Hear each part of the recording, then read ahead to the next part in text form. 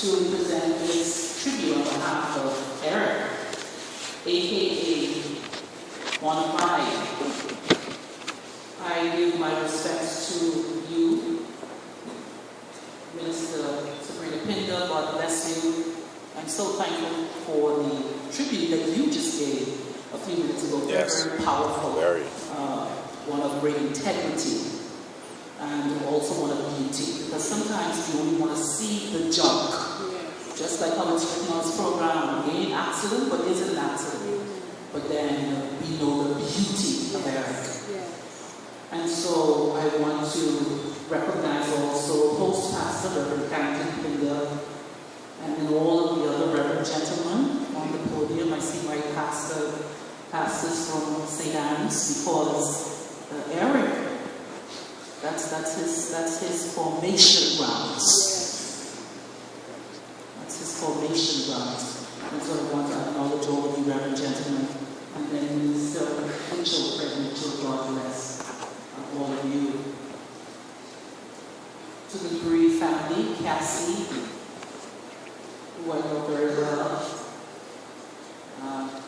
Hugh, Keith, Christabel, and Gina. I want to extend condolences on behalf of my entire family.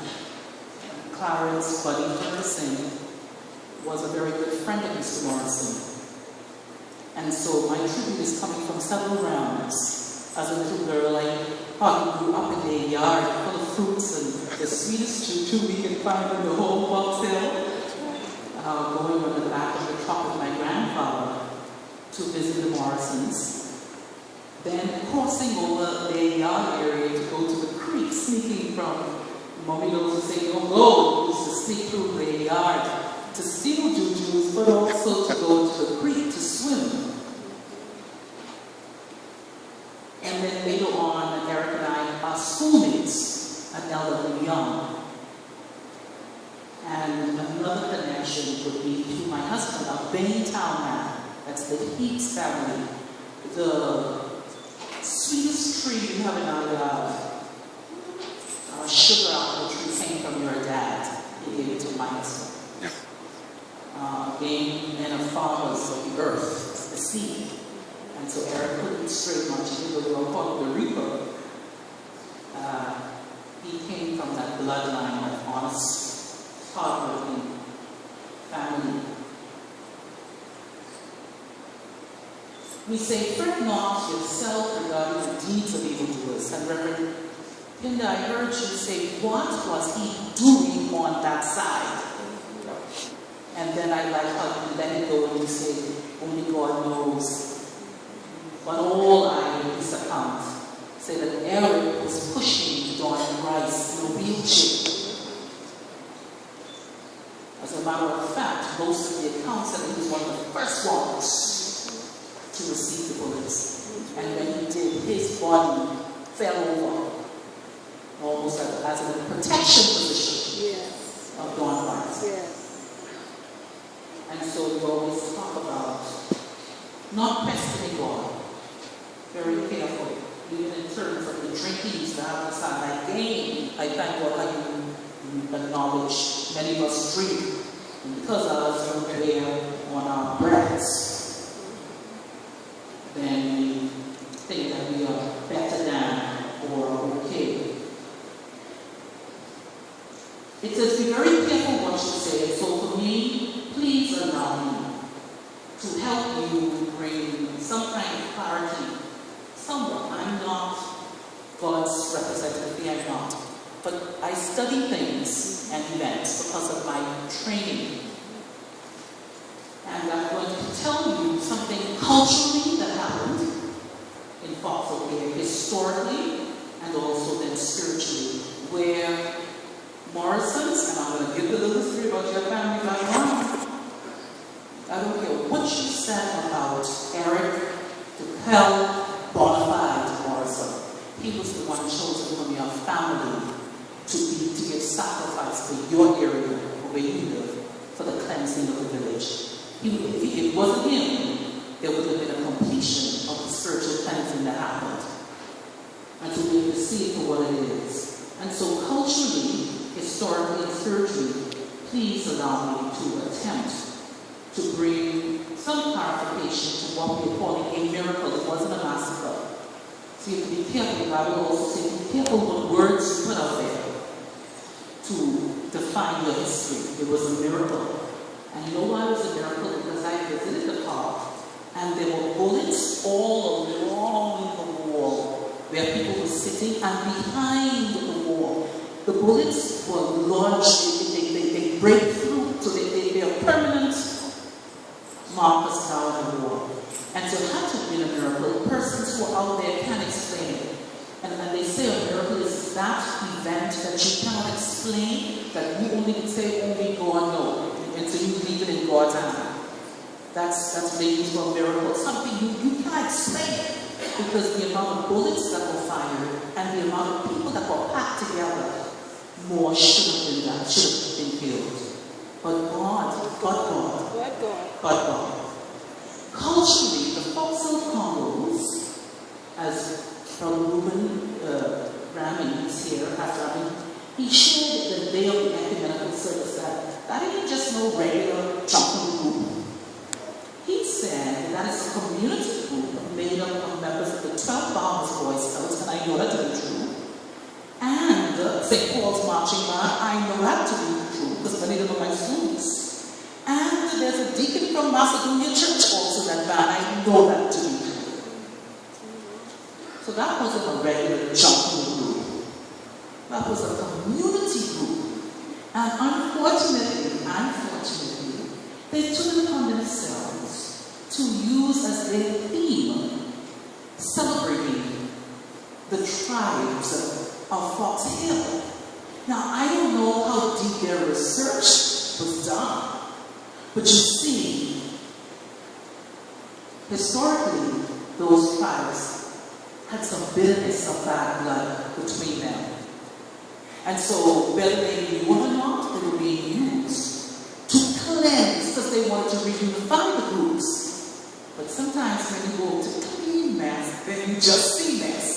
And so you need to know what you are looking at.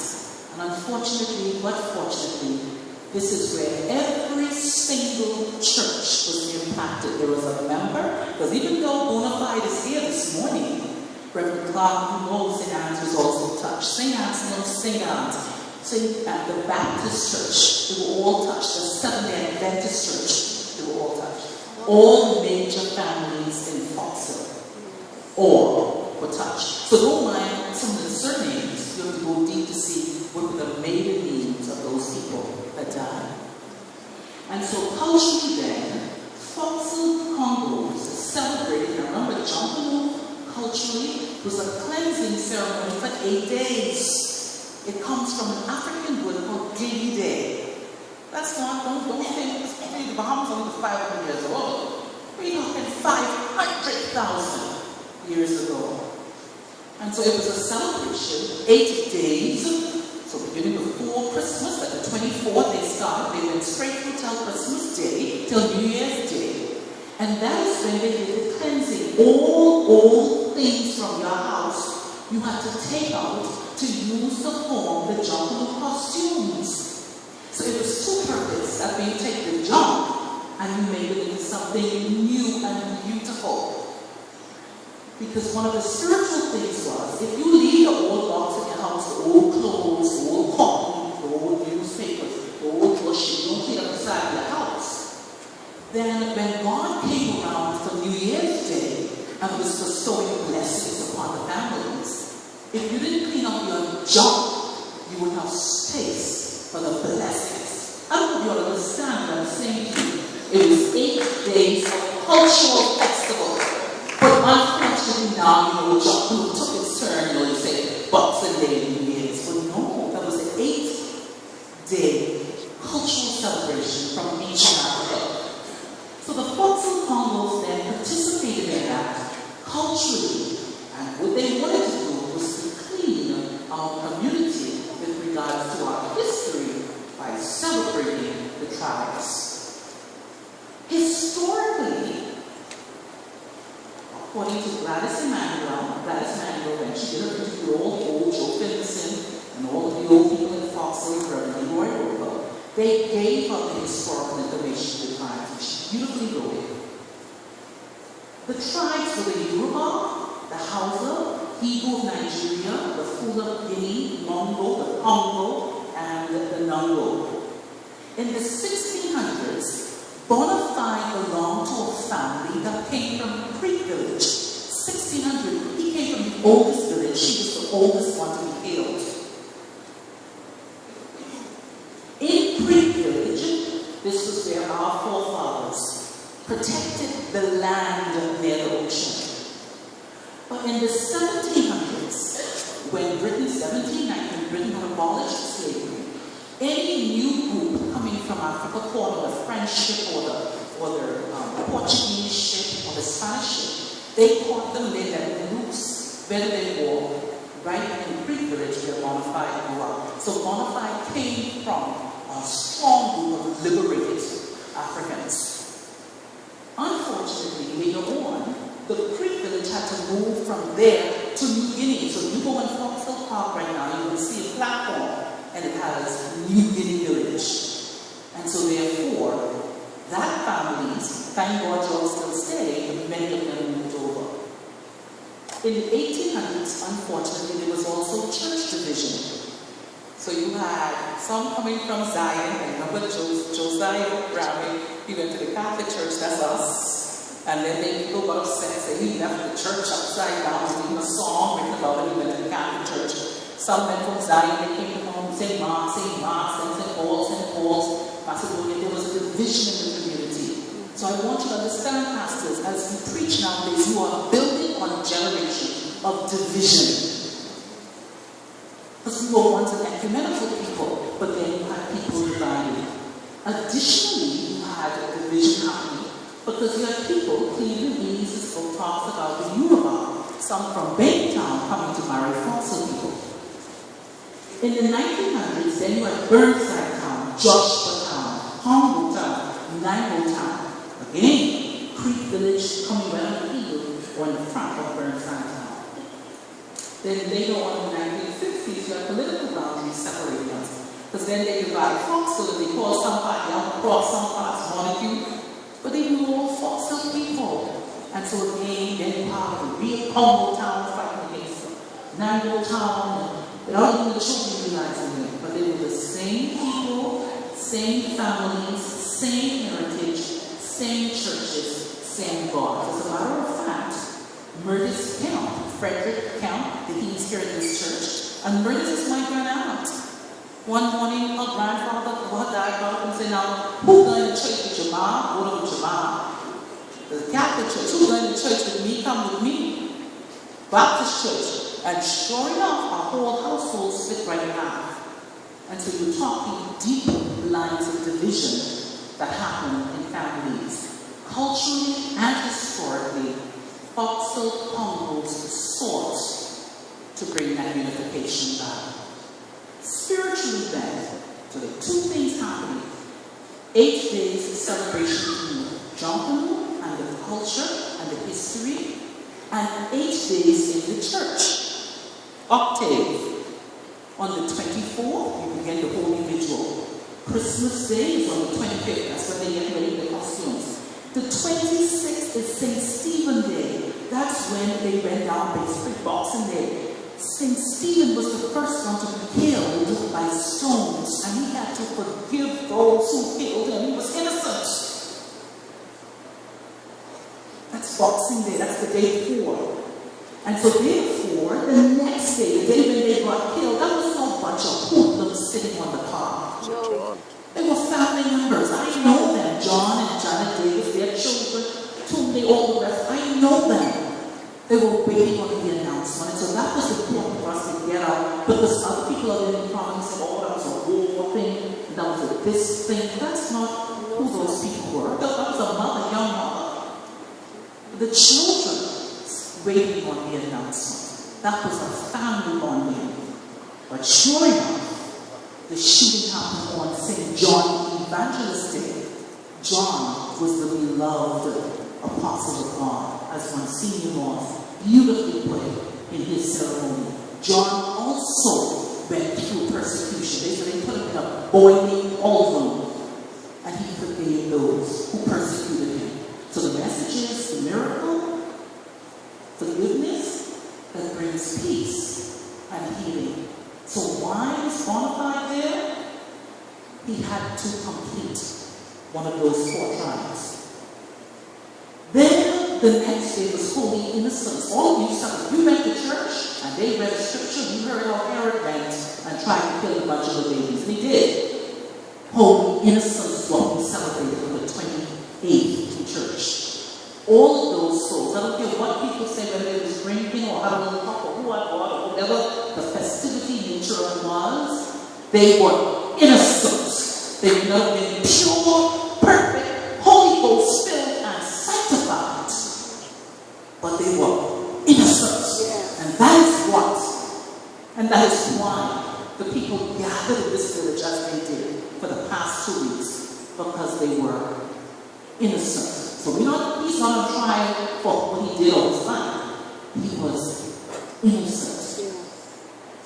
And so Claudino, Rami Morse Davis, watch the family names, is descendant of Josiah Rami, Christina Jose Morse of New Guinea, Nambo, Yoruba people.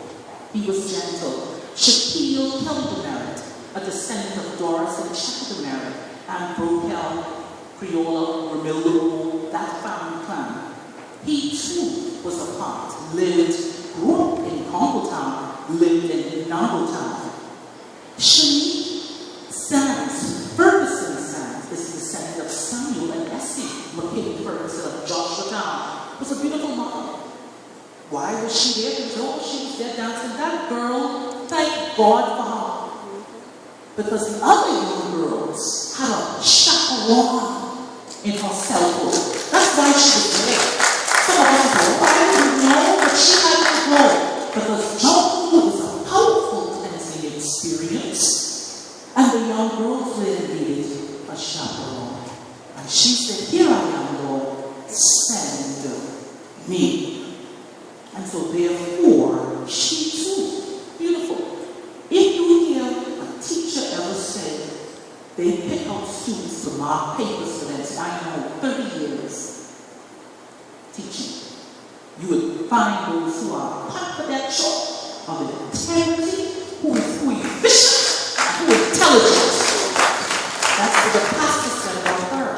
All powerful in their own right.